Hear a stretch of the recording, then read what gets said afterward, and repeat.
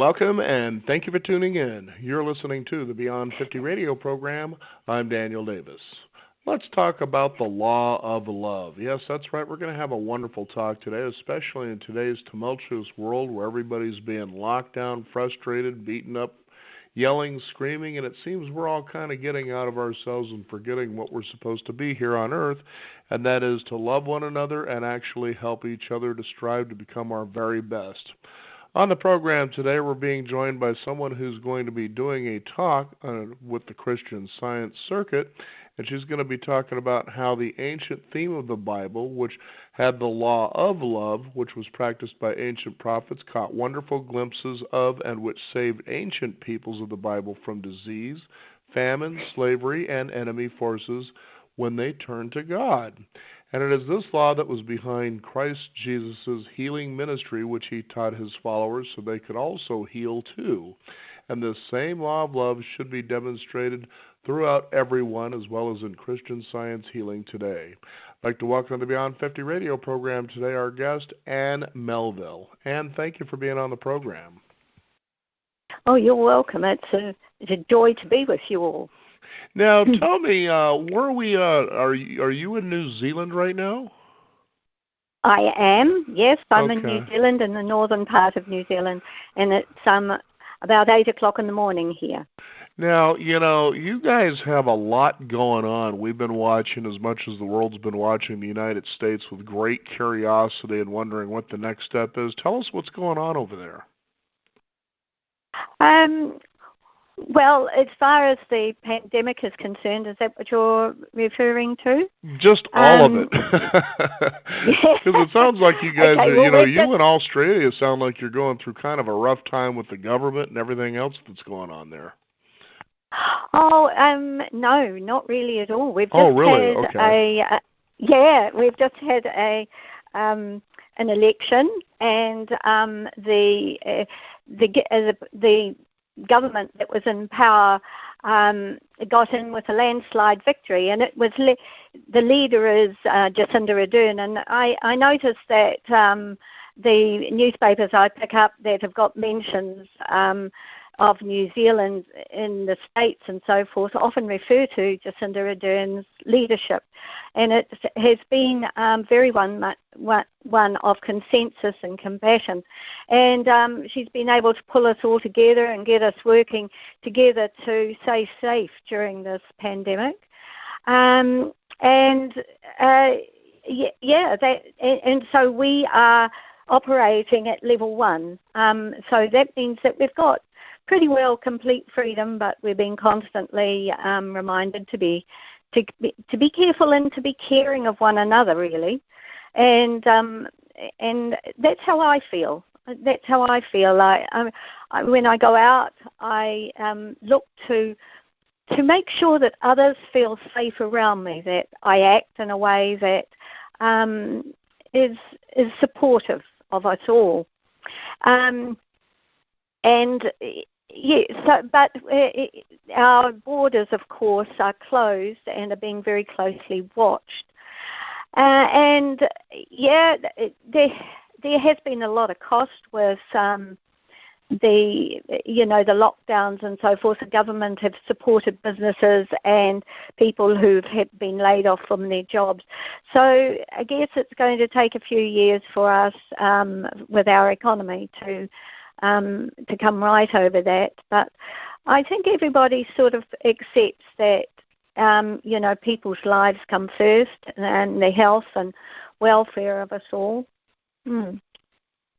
Yeah, I just wanted to ask because so often, we get reports about what's going on, and not necessarily just because of the pandemic, but, in other situations. And then when I actually talk to people from the areas that we hear about, they say, your government reporting or, your reporting over the United States paints a very inaccurate picture about how things really are. And so I thought I would have you comment on that since you're there, because I had this suspicion that what we're being told here, for instance, about Australia and New Zealand, although maybe it's true, I don't know, I don't live there, but that there was just something off, that there was something fishy.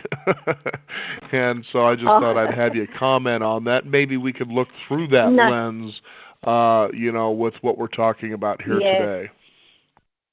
Yeah, I think the importance of getting right news in a non-sensational way, and I'll probably make comment about that during the interview as well. But it's so important that we do know the rough stuff that's going on, but we also need to know about the good that is going on as well, and getting a balanced picture of that, because it's so important for those who would respond to disasters or challenges and so forth, and it's so that we do see the progress that is going on, as well as the existing challenges that we need to rise up and support people through.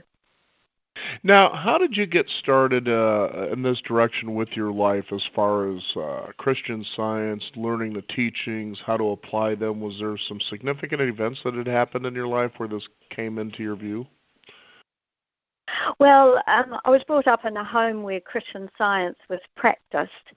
And it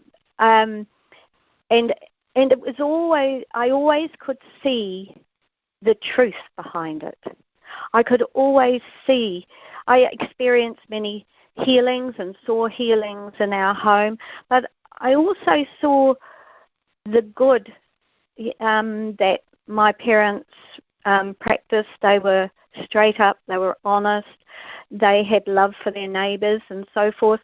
And I lived in a neighbourhood where that was the way people acted it too, whether they were Christian Scientists or not. They acted in an honourable way. And in going to Sunday school and so forth, I learned about the Bible, and I learned about the qualities that we live as much by example as teaching me. And but I always had that feeling that when I turned to God, I always got a thought that brought me comfort. And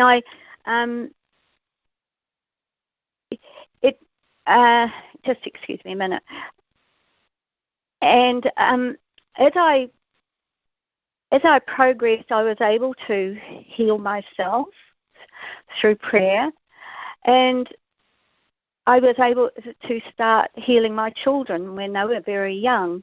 And I took a course in Christian Science that teaches you how to heal, to give you a start and what to learn and how to act, and the thoughts that we need to challenge and compensate those thoughts with thoughts of God's love and care for everyone. And I worked for 20 years in local government, and I learnt lots of lessons in getting on with people and making decisions. And I was quite ambitious at that time.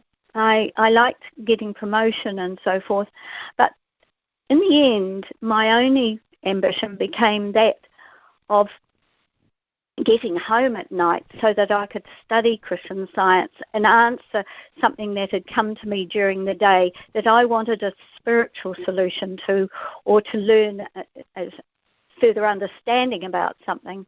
And that's when I decided that I wanted to leave that work and take up the work of a Christian Science practitioner. That's helping others through prayer to find healing for physical difficulties or relationship issues, you name it, all the different things that come up in life. And then I took a further course that helped me teach others about Christian Science as well. So that's my journey, I guess. And for moments of cathartic moments or anything like that, I don't think I had that so much as a gradual increase in my spiritual awareness, I guess you might call it, looking to thought to lead me forward, and recognizing the gentle thoughts that come from God, the thoughts that open the way. Now, it's we just had a guest on the program just recently, and he's really a wonderful guy when he talks about a lot of the chaos that's going on in the world, and he goes back in history. He's been studying this for a long time.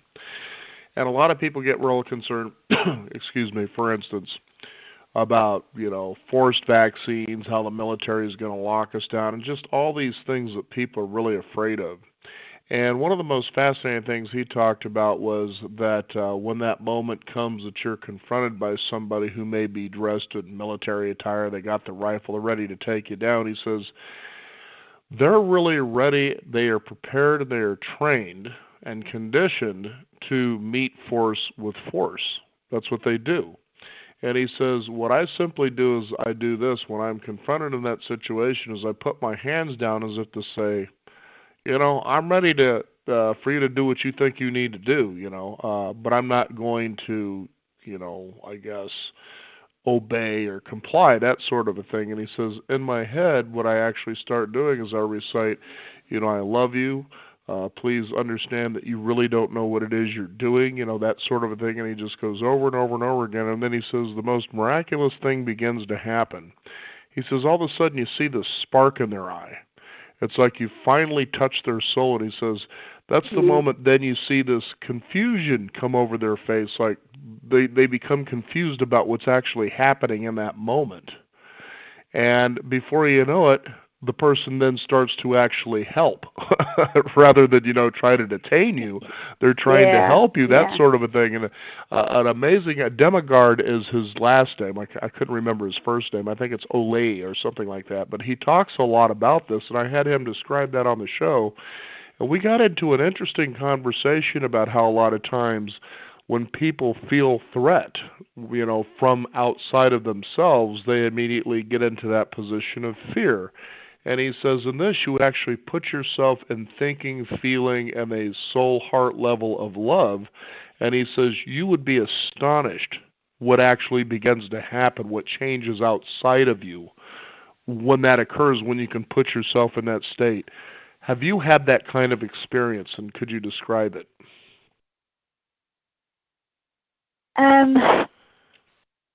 Yes. Okay. I have. But it wasn't. I'm a farmer. My husband and I have farmed all our lives, and it was a moment with an animal, and for several weeks before this incident happened, I had wondered if I was really put in a dangerous spot. Would I turn to God? Would I turn to God? And this kept on in my thought for quite some time. As I said, about 3 weeks, it kept coming back to me. Anyway, it was when my children were very little, and I took my daughter, who was 2, with me, and we went through the cattle yards, which were up behind our house, to get some bracken for a goat, and goats like quite coarse things to eat. So we went to get some bracken, a sort of dry sort of fern that grows in New Zealand, and we got this big armful of bracken and came back through the cattle yards. But I hadn't noticed in going through that there was a cow in there. Now, she wasn't a milking cow. We had animals that you raise for meat and so forth, so they're not used to being handled. And she was by herself, which really makes them agitated, and she started to charge us. And I had this little girl with me right beside me, and there was a concrete water tank to one side, a 6-foot high wooden fence behind us and to the side of us. We had nowhere to go. And I said to Julie, quick, no, God is love. God is love. And the animal stopped, and she turned around and ran off in the other direction. And that was a really, really lovely moment for me, because, yes, we were safe, but it showed me that I would turn to God, and that was so comforting to know I would, and how effective it was. Mm-hmm. But there was also another occasion in my life, and again it involved animals, where I was able to, I know, you were talking about a person. Yeah, okay. Mm-hmm. There was something I've just remembered. When I was working, we were making alterations to the office, and I was leading a team, and it was in the building. I worked for the local council, and the building authority belongs to the local government in New Zealand, and they have building inspectors. So we were working with the building inspector in the office to help us set up and to get this building work done. And he was giving us advice, but he'd forgotten to tell us about one requirement. And he came in to inspect it and took a very high-handed approach, I felt, because he had not told us what we needed to do, although we'd relied on him. And I can still picture him sort of marching around, sort of throwing his weight around, you might say, and my team was standing there feeling rather discouraged and so forth. And I just thought, right there is the child of God. Right there is only love, only God's love being expressed. He is the child of God. And immediately he changed. And he couldn't have been more helpful, and he couldn't have been nicer. It was just immediate, and it was really remarkable, really. It was lovely. You know, you think about all this, too, and sometimes people think, well, I can't see how this can happen. But let's go ahead and talk about Christian Science and how it's described as using a real science approach to this whole thing. Yeah. Yes. I just wondered if I could, okay.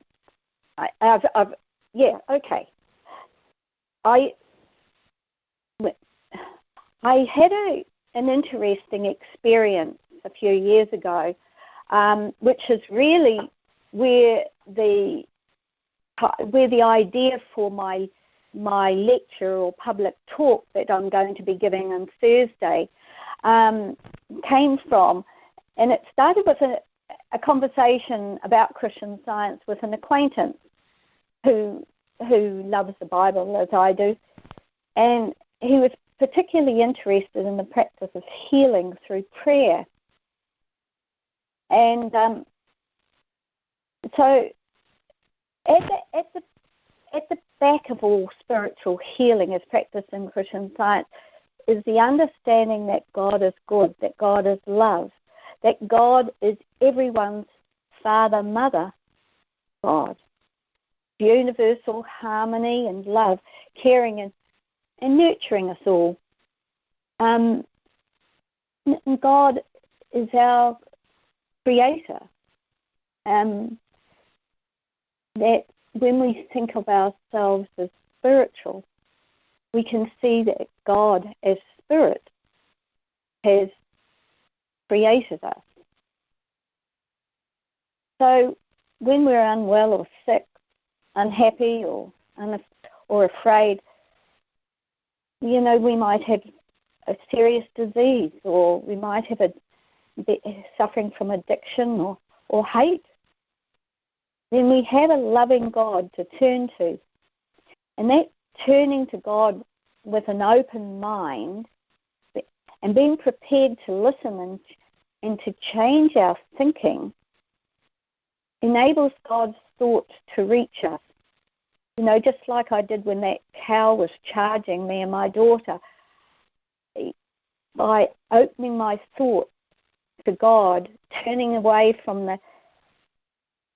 the danger, and opening my thoughts to just pray that God is love, thought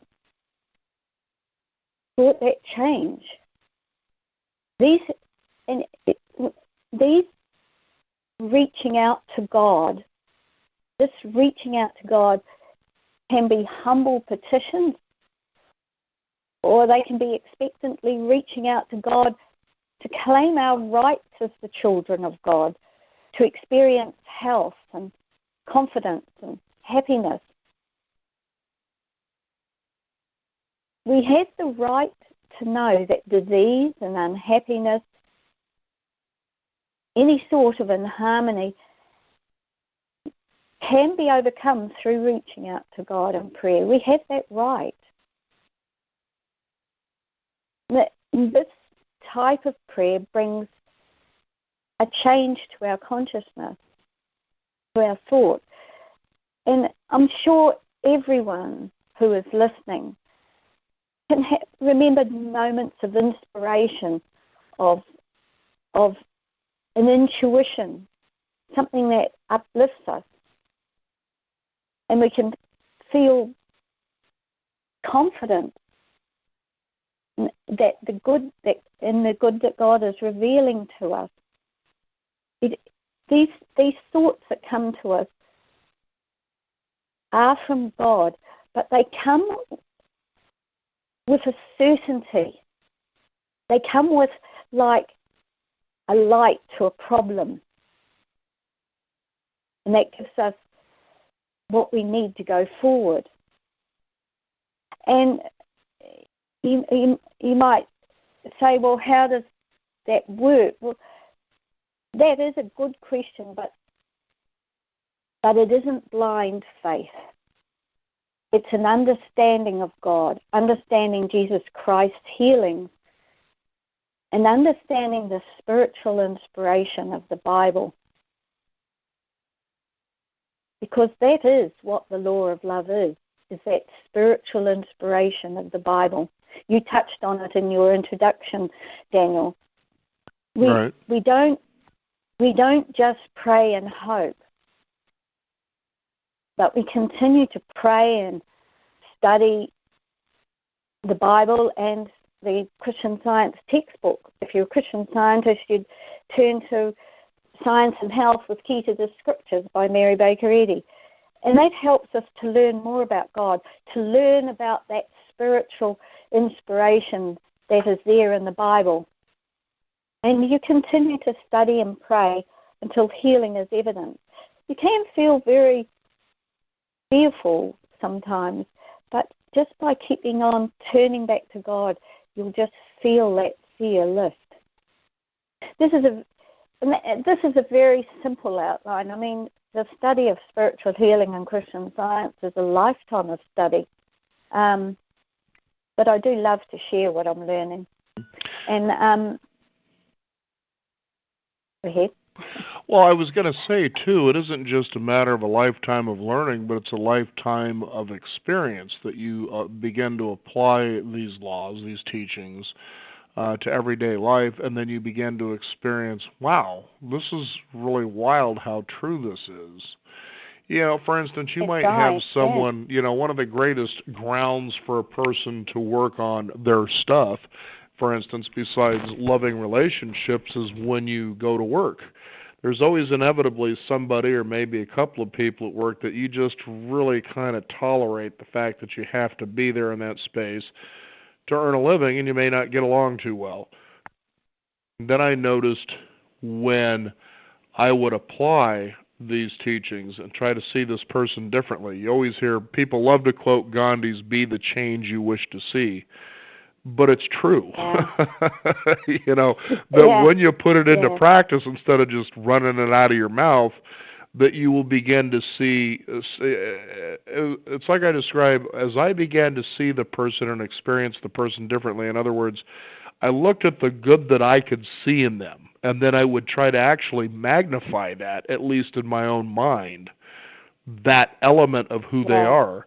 And pretty soon they actually do change around you, and they become so much more delightful to be around. And that's because you've decided to change and experience who they are. You know, and don't all of us Yeah. deserve to be appreciated, loved, and to be happy? Yeah. Oh, yeah, absolutely. And um, I, when I was thinking about this interview, I thought about a a video I watched a while back about. I've had lots of healing experiences, but I just thought this a piece from a video I watched. It was from 1969. It was a conference of the Christian Science Monitor, and it was taken on film, and it was shared with me recently. I think 1969 was a year of quite tumultuous events in the United States, and there was a short address in it by a black man, Alton Davis. He was a businessman from Chicago, and he talked about that very thing. You know, he was visiting a city, and he needed to get a cab to get to his destination. He had a business meeting, and he approached the cabbie, and the cab driver said to him, "Well, there's a law in this city that I can't drive a black man." And he thought, well, this is a time to apply my understanding of Christian Science, he said. But Christian Science is love for mankind, and it's really lining up with what you're saying about the speaker who said, you know, be the qualities, or look for the qualities that you know are there in that person. And I'm sure that's what Mr. Davis was doing. And so he said that the thought came to him to say to him, well, is there a law in your city that says I can't drive you? And the man said, no. So he showed him his driver's license, and that it was current. And he said, give me your cap. And he put the cabbie's cap on his head, and he asked him if he wouldn't please ride in the back. And they set out driving to Mr. Davis's destination. And they had a lovely conversation all the way along, he said. And when they got there, as he was getting out, the cab driver said to him, well, he said, anytime you're in this city again, you look me up. I'll drive you anywhere you want to go. And it just came to me that when I was listening to that these challenges, these societal challenges that we have, racism, maybe election pressure, even the pandemic and things are calling on us to see the good in others, to be helpful and so forth. But it comes on a one-to-one basis. That is so important. I think that's where true healing comes, when we go out and we apply it. We look for that good in others, as you were saying, because that's how healing comes, and that multiplies. Obviously, that man, that cab driver, had a different look at race after that experience. Yeah, and it's so fascinating, too, when you go back in time and you hear about these miracles, especially when you look at learning about Christ and the miracles that he performed. And I think one of the things that has, I guess, sort of irritated me about Christianity is they spent so much time talking about why Jesus died for our sins, and that's usually almost the only thing you hear about. And as I was exploring spirituality back in the 80s and into the 90s, I actually came in through the back door of Christian Science itself, and I thought, well, now this is kind of different. It just was really different. It was like, here's a living embodiment of what Jesus was actually trying to do, which is to teach how we're all miracle workers. That the idea of the outside world reflects exactly what your inner world is. When you can come to the point that you could build strength, according to what I was reading, and Mary Baker Eddy was someone I became familiar with, and I was enjoying a lot of the writings from the different people back during that time in the early part of the 1900s, was that it was so politically incorrect. They didn't care about that. They cared about the language, and they actually cared about results. And this is what you need to be careful of. For instance, your thinking. What are your thoughts? Because your thoughts actually can create a reality, much as like what was taught in Buddhism. And you realize the inherent power of that. So as we were talking about, for instance, seeing the best in people, that's also a point where you can come to understand your ego, because your ego wants you to be right.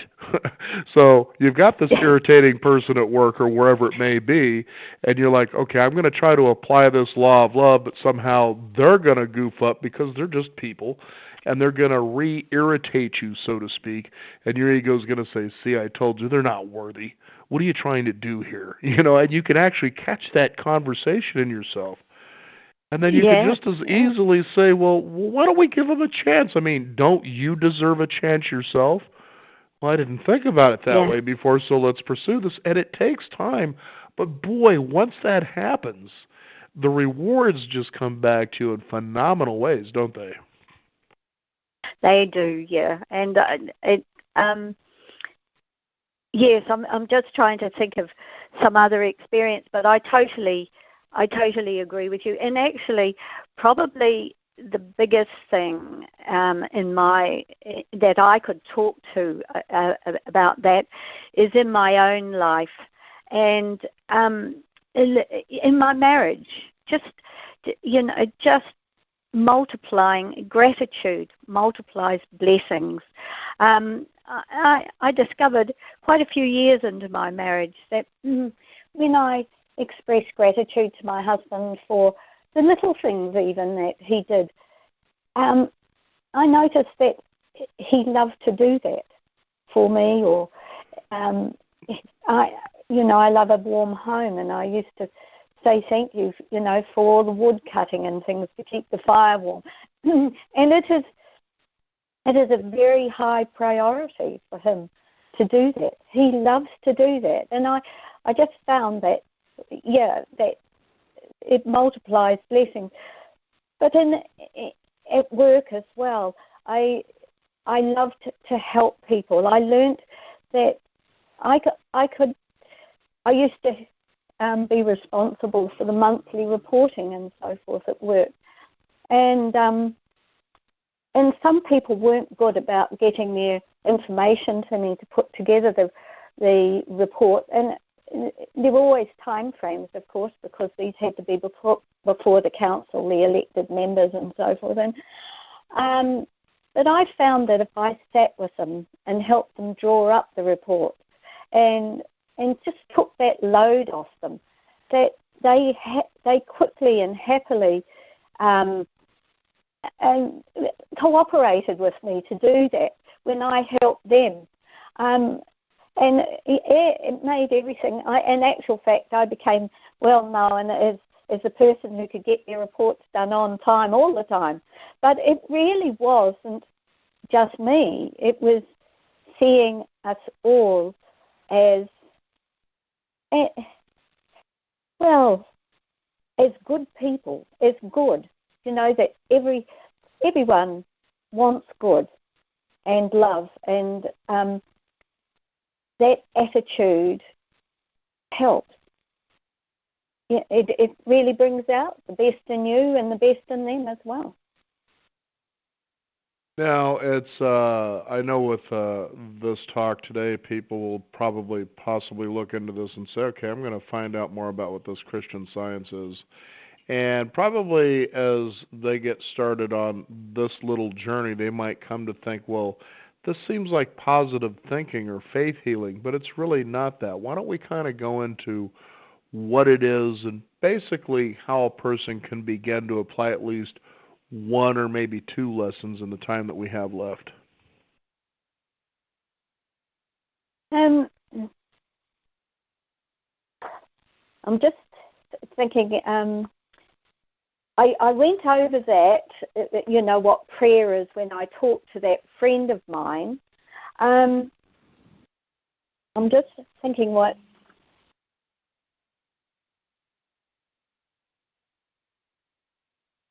Okay, let me talk about. May I talk about the science of Christian Science? Yes, please. Yeah. Well.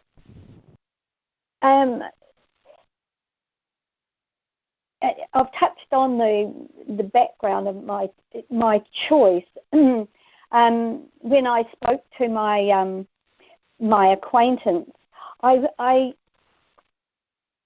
told him of many healings, healing of my daughter of temper tantrums, and a number of healings of mine. I explained that Christian Science is not based on self-will, anything that would make you feel you have to get something by force or willpower, but rather it's a gentle turning to God, knowing that what will bless you will bless others as well, and which is what we've been talking about. And we also talked about how she discovered this law of love, the understanding of the laws behind Jesus' healing. And I emphasize this by explaining that not only is it the science or law behind Jesus' healings, but also Paul's and the apostles' healings. And the Christians went on healing for 300 years after Jesus. That they taught others to heal as well. So it was a law, it was something that existed. And I cited a relative's experience of healing as well. He isn't a Christian Scientist, but he experienced a lovely healing through his church healing group, because I was making the point that healing is for all of humanity. I then said, I talked about how Elisha and Elijah healed. They were the ancient prophets from the Old Testament. And then he said, oh, you see Christian Science as the laws of healing that have been for all time. And so, yeah, that is exactly what it is. And that's where the law of love, the subject of my talk comes from. I could see that the healing, those accounts of healing brought that out in his thought. And so healing is really important. So if we talk about laws, we're really talking about anything with a science behind it. If you think about the laws of mathematics, it's a science.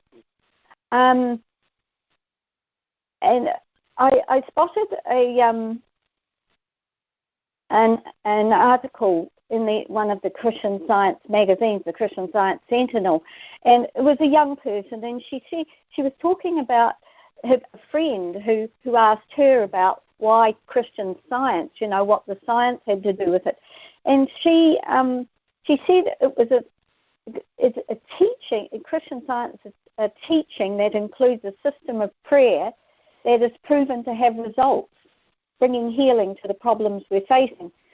To me, Christian Science is the science of how to love others the way Jesus taught us. For example, Christian Scientists follow what Jesus identified as the first and great commandment: love the Lord your God with all your heart and with all your soul and with all your mind, as well as the second commandment that we've been talking a lot about, is to love your neighbour as yourself, or do unto others as you would have them do unto you. The golden rule that comes in so many different religions around the world. But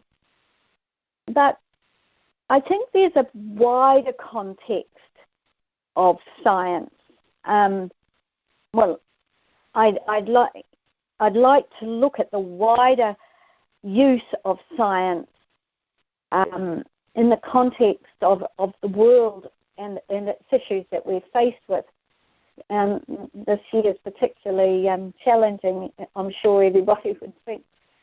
And Mary Baker Eddy established a newspaper, the Christian Science Monitor, and the purpose was to spread undivided the science that operates unspent.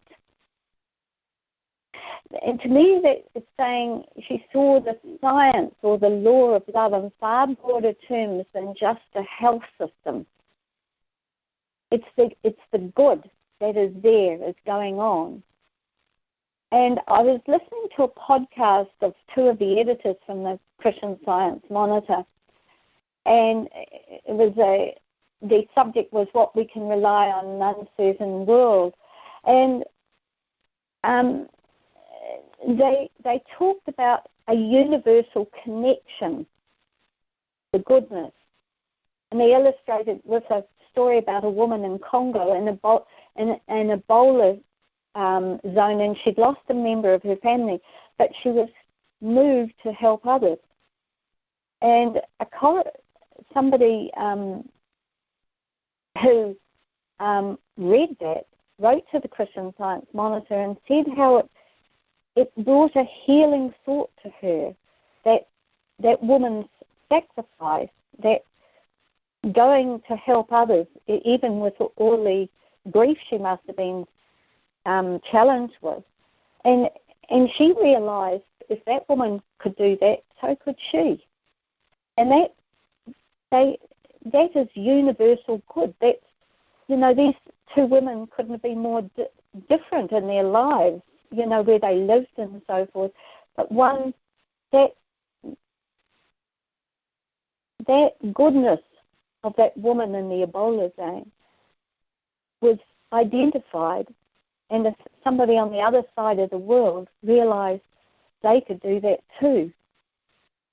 And Mark Sappenfield said that he was interviewing a Yale sociologist, Nicholas Christakis, and he made mention that he had no religious inclinations. But Christakis said the arc of the evolutionary universe is long, but bends towards goodness. That goodness is a power. Mark went on to say that goodness is a power, a progressive power. Good is not random, is science operating. And Christian Science teaches us how to connect with that science. It starts with a loving God. It brings out that we, like the Bible says in Genesis 1, it gives the spiritual interpretation of creation, the spiritual interpretation of creation in Genesis 1 in the Bible. And that chapter says that God made man, meaning everyone, in God's image and likeness. We are all godlike. We all have beautiful qualities, even though they may seem not very noticeable in some, but they're there. And as you talked about with the people you've interviewed, Daniel, that it can be brought out by loving, by digging deep in your own thoughts to see that godlikeness that is there. And Mark went on to say that he interviewed a man who isn't a Christian Scientist, but he loves the Christian Science monitor. He said, because it validates the good that I do and see in the world. So this is Christian Science is not just a health system; it's a way of life, and it's a way of life for us all.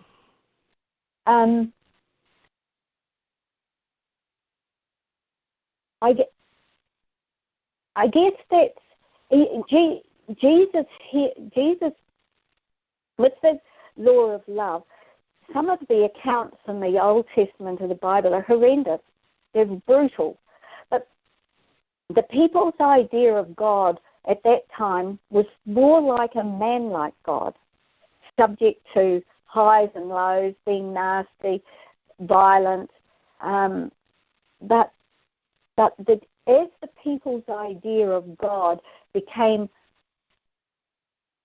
more loving, seeing God as a father, mother, a protector, a supreme power, that one and only God, and then they began to find that God was there to help them. When they turned to God, when they reached out to God, they found protection from famine, from lack of water, to helping them when enemy forces came to fight them, and healing. There are accounts of healing in the Old Testament as well. But this law of love came in fully appeared in the life and the ministry of Jesus Christ. But there was always resistance. You know, when you read the accounts of the Bible, of healings, of Jesus' healings in the Bible, often the senior officials of the Jewish religion were there, and scribes. They called them the Pharisees and scribes and so forth. They were always challenging Jesus. Even though Jesus had healed people, they were saying you shouldn't do that on the Sabbath. They were looking to rules and regulations, human rules and regulations, traditions, rather than the gentle goodness and greatness of God. And Jesus was teaching his disciples and followers all the time. At one time, he sent 70 people out to heal, and they came back rejoicing. And he said that they said that even Satan was subject to them, but Jesus told them not so much to rejoice that Satan was subject to them, but that God's presence and authority was there. That God's authority was acting in them, and God's presence was with them, and God's authority was with them, because they turned to God in love for these people. So it's really about the mental approach. It's being humble. It's understanding what God is. It's that love for humanity. It's love for our neighbours. It's love for our enemies too. One of the greatest and probably one of the most hardest things to do is to love our enemies. But when we can, and just with these little examples that we've talked, the people you've talked about, Daniel, this morning, and Alton Davis, the black man from Chicago, those small things, loving our enemies or those who would oppose us or whatever, bring wonderful changes and progress to humanity. You know, it's also amazing, too, and I always try to encourage people. It doesn't really matter if you have religious beliefs or there's a practice you have. That's fine. I mean, this here can be integrated into that. All you have to do is just try and just see what happens. I think for the most part, people will be very amazed. You don't have to convert yourself to being Christian. Just follow, for one, just read the teachings, especially the earlier writings, as we were talking about, Mary Baker Eddy and others, and it's just really enjoyable reading on top of it. When you look at, you think of the practicality of it, you think, why didn't I think about this before? You start understanding more of the power of prayer, and how your thoughts really create a lot of the reality that you experience, and how you can personally change that. And again, I've had a lot of experience with this, and it's amazing without even knowing it was Christian Science. It was just through other ways, and then when this work came, for some reason it felt familiar to me. And I thought, wow, this is some powerful stuff. And I tell people, just check it out. You're not going to get preached to here. This is something that takes, it's action. Yeah. And speaking of action, how can people find out more about you? I know that you're doing a speaking up in Portland, Oregon, as we're broadcasting this all over the United States and the world here. But how can people find out more about you and your work, and where you might be next, in case you might be in their hometown somewhere? Well, the Christian Science headquarters, the other church in Boston, has a website, and it's www.christianscience.com.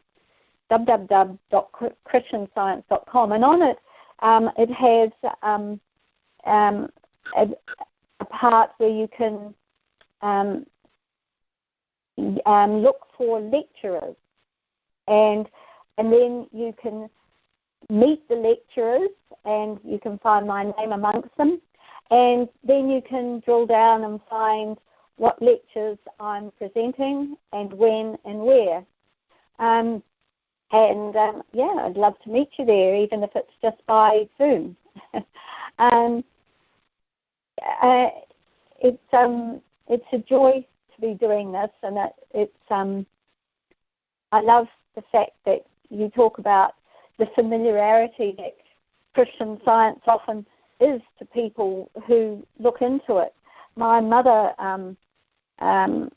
was brought up learning about another Christian denomination, and my sister was healed of a very serious illness as a very young baby.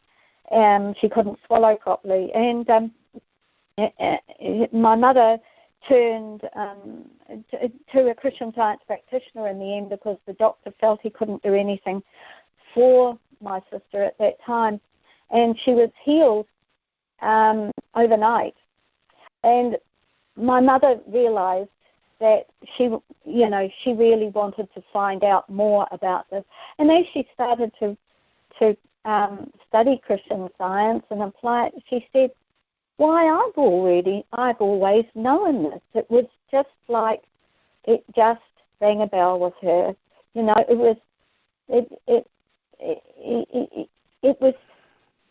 It's what we intuitively know. It's love. Right. It's love for everyone. Mm-hmm.